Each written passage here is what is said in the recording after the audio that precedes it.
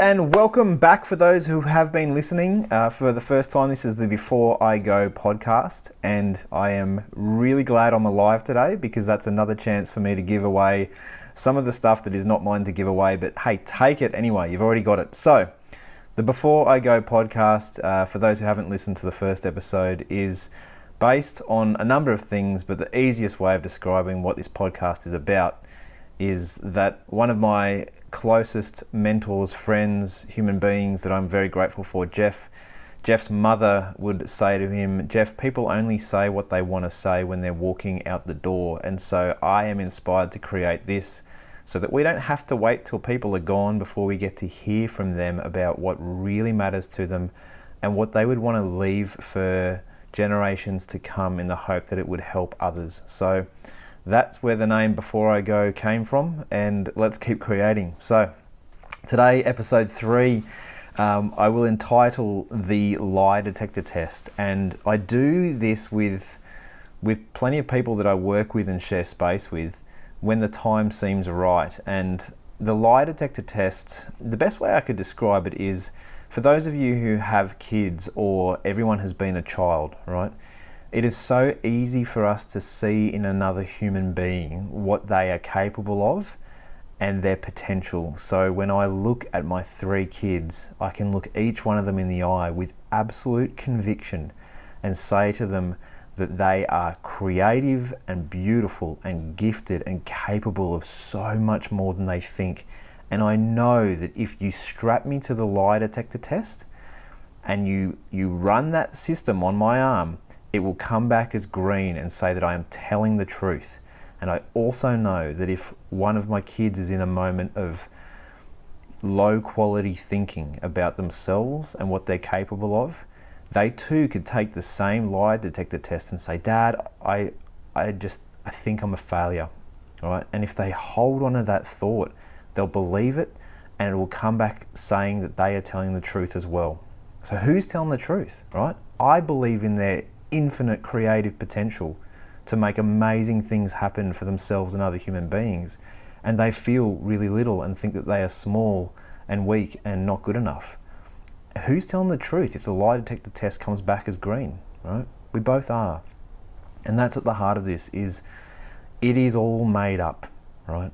That's a really dull way of saying you get to create the reality that you live in and that you experience. Right? We are not victims of circumstance. Now we can do that with this beliefs thing, this lie detector test, with anything. You and I can pull a chair in from somewhere and you look at it and you go, "That is magnificent. The cushion would be really nice for my backside." And I look at it and I go, "That's ugly. It has no place in my home." Right? We're both telling the truth because how we see the chair is 100% subjective and up to us. Right? Really easy to do this when it comes to chairs or inanimate objects. Really, really hard to take the lie detector test when it gets into beliefs.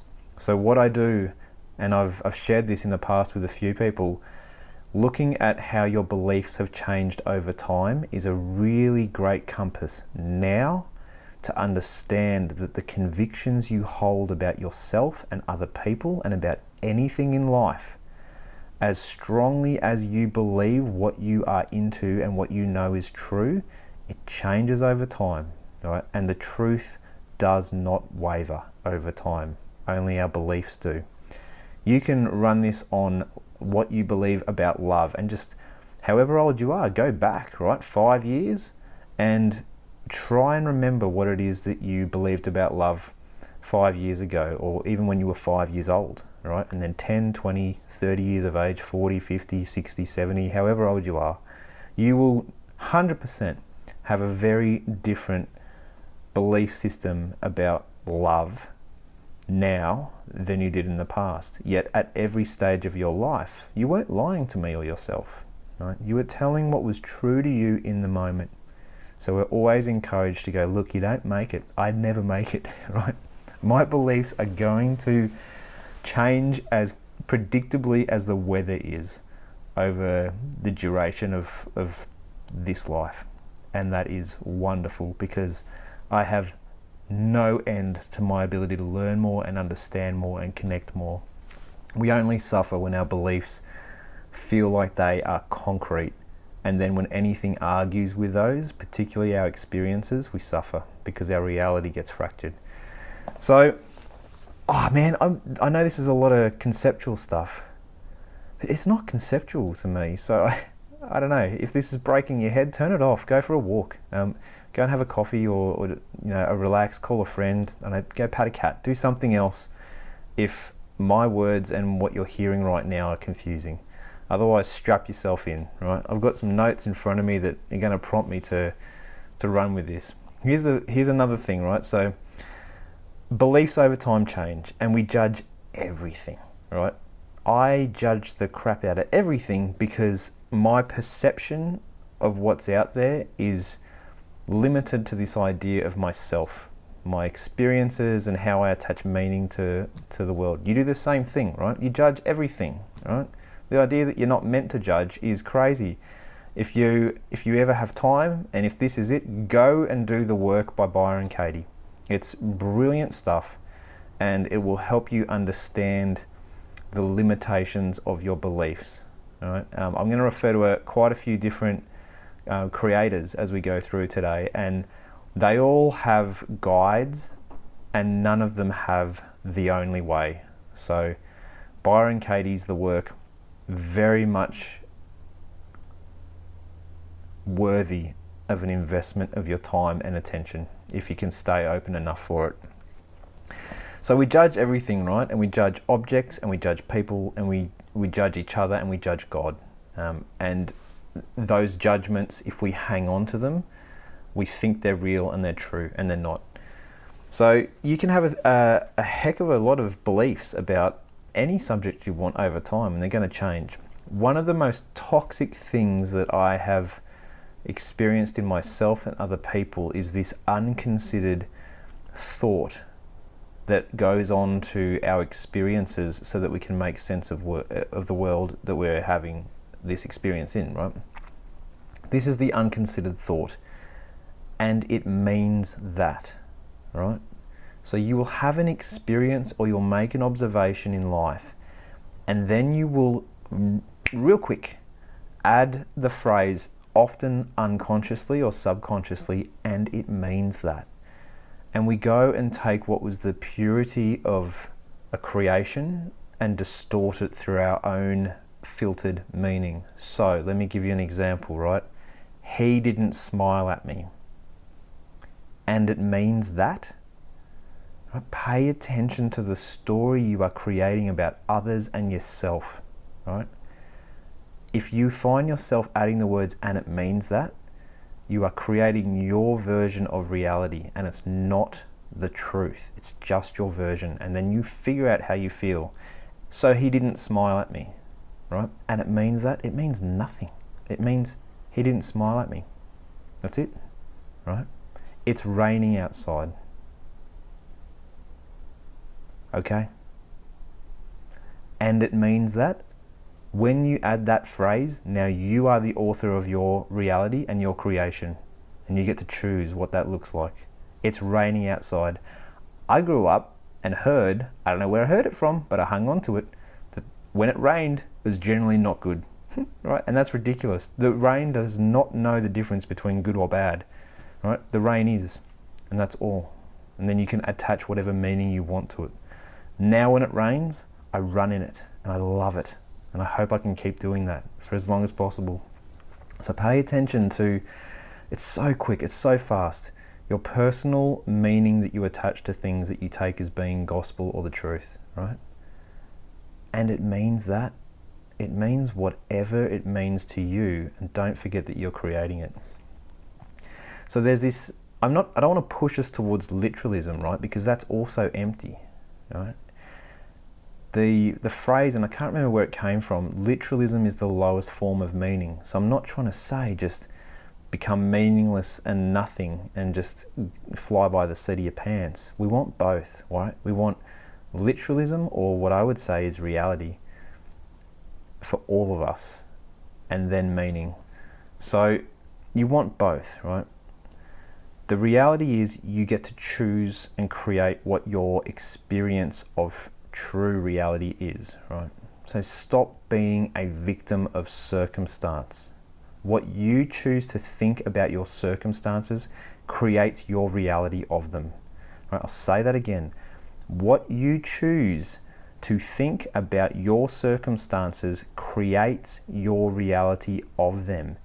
I have been in the role before of being a victim to my circumstances and pointing the finger outside myself and blaming this or that, or creating some rubbish meaning about what was going on in my life. And I got completely sidetracked that all of my pointing the finger outwards was actually just an indication of what I was creating inwards, right? Your circumstances have no power over your experience of them, right? You get to choose. So stop being a victim of circumstance and create the reality that you want to see within your circumstances, right? Things will change. Let me give you another example, right? Just over 2 years ago, I left my job, right? And it would be very easy for me to look at that and say, oh, some of the people that were there, you know, my job was making me miserable, you know, nobody values you, right? This job is rubbish, yada, yada, yada, you know, start up the little violin of, you know, self-loathing and pity. The truth is, the job that you are about to walk away from, that you so desperately hate, that you have attached a whole bunch of story to, is the dream job for the next person stepping into it, right? They're probably coming from a place of perceived lack, where this job is going to solve a whole bunch of created problems for them, and you're about to walk away from it. And the only difference is how you are seeing your circumstances and how the other person is seeing theirs. The job is the job, right? It doesn't have any power to make you feel or do anything. If you want to walk away from it, but don't give your power over to the job or the people you're working with as if they get to determine your experience of life. They don't. The same goes for people, right? If you look over at your husband or your wife and you don't like what you see, right, or your children, guess what? You are seeing yourself, right? If you want to see a loving, beautiful, caring, sacrificing, humble human being across the room from you, you will see that. If you want to see somebody who is taking more than they are giving, or treating you the wrong way, or harming you in some way, or selfish, have a look at yourself, right? I'm not here to deny that toxic thoughts create toxic actions. That happens. But the only change that you can really move on is changing who you are. It's why all these wise people came before us. And I'm not the first person to say this, right? I'm pretty sure it was Gandhi that said, be the change you want to see in the world, right? Not the earth, right? Your world. If you want things to change, you change, because you are the one that is creating the whole time. I've already started to talk a bit about time, and whoa, it's a heck of a creation. One thing that I do understand now is that time is a gift that allows us to observe that what we think is not the truth, right? It's true for us. What you think is true for you until the direction of the wind changes, right? We focus more so on what it is that we believe, and we forget that we are the one believing, right? We create our beliefs. We hang on to them. Many beliefs are offered up to you from the outside in. You want to hang on to them? Okay, hang on to them. Then those beliefs become our reality, right? Question everything that you believe. Where did it come from, right? Was it handed down to you? Did you manufacture it yourself? Are you hanging on to it, right? If you believe you are going to die, then you are going to die, right? But the only thing that really dies is the idea of who you are. That's it. I'm not sitting here saying that the body doesn't fade away. It does. But that's because you are more than your body. So much more, right? The only thing that really dies is who you think you are. Then you are free. Who you really are cannot die. It's it's insane, right, to say that. And it has to be, right? Because sanity is just another concept. You know, there was a time, let me put myself in this situation for you. There was a time when I believed, here comes a great belief. I believed that if you ate ham, you went to hell, right? I actually believed that. And if you got the lie detector test for me and you strapped me to it, I would say, yep, if you eat ham, you go to hell. And then the lie detector test comes back and says, geez, he's telling the truth, right? Now I don't believe that anymore, right? And that's kind of a fun one to play with. And I mean, no disrespect to anyone who holds beliefs that are similar to that or anything that I weigh into, you know.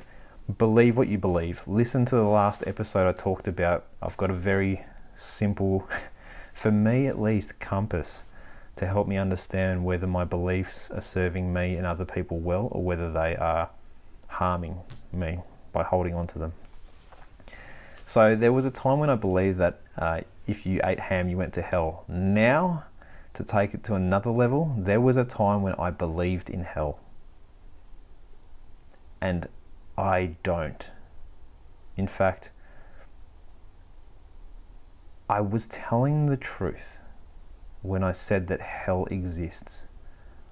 But hell only exists while I continue to invest in the idea of its existence.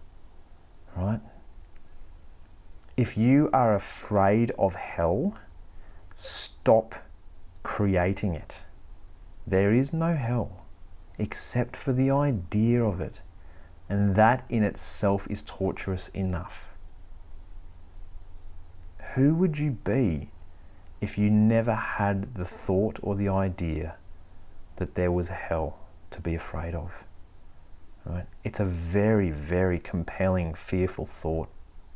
And if you put enough energy into that thought that there is a hell, you are going to live a very afraid life.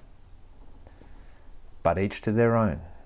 You know, if it serves you well, rock and roll. Go believe in hell. Do your thing. Go and love somebody else out of hell. Right? For me, I just realized that I live in fear and the idea of separation when I subscribe to the idea of hell. Right? Whatever that might mean. John Milton put it in a beautiful way in Paradise Lost. The mind is its own place, and in itself can make a heaven of hell or a hell of heaven. I mean it when I say the dream job that someone is about to walk into was the hell on earth that somebody is about to walk away from. Right? It's all subjective. Right? You believe if you believe that you are not strong, that is a weak thought. If you believe that you are not loved and valued, that is an unlovable and valueless thought. They're just thoughts and beliefs. We have to go much, much deeper and far bigger to get to the truth. One thing that I have told everyone that I've worked with is that insights change lives, and they do not occur from the outside in, right? That's an outsight, and outsights try to hide the truth by convincing you that it's outside you, right? Insights unfold from within because they are already planted in you. Look for that, listen for that.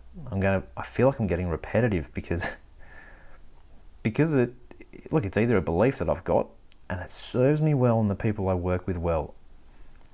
All right, maybe I'll stop believing that insights are found within in 10, 20 years.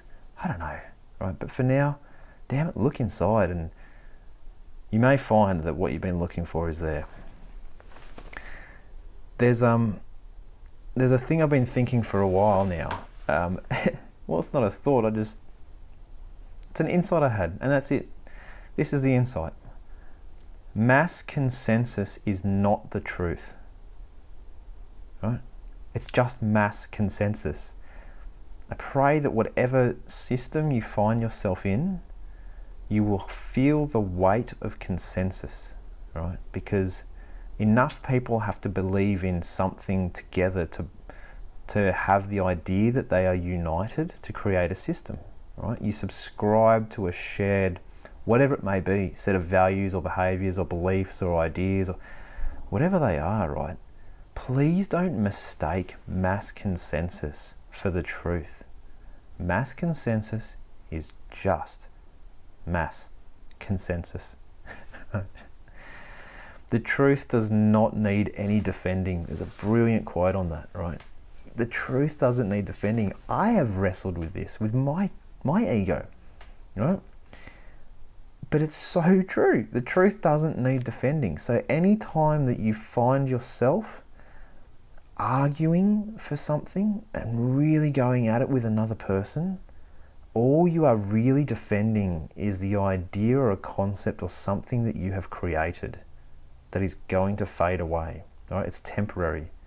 I've done this so much. I'm sorry for all the people that I've argued with like I knew better.